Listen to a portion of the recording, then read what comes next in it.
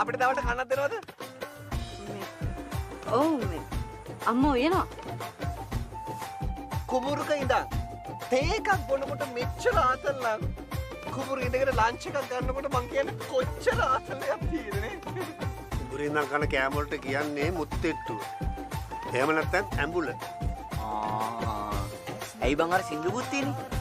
ටිකිරි මැණිකේ ඇඹුලගේ නල්ලා ටෙනෙන් ටෙනෙන් ගොවිරාල කොඩට ඇවිල්ලා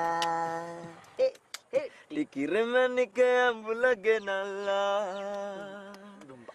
ගොවිරාල ගොඩට ඇවිල්ලා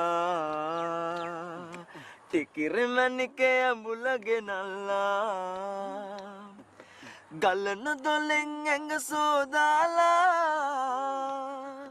කිරල ගහේ හෙවනට වීලා නෙළුම් කොලේ එතන තියාලා ටිකිරි මැණිකේ ඇඹුල බෙදනවා මේ ඔය ළමයි මට වැඩේට උදව් කරන්න ආපෙකට බොහොම ස්තුතියි.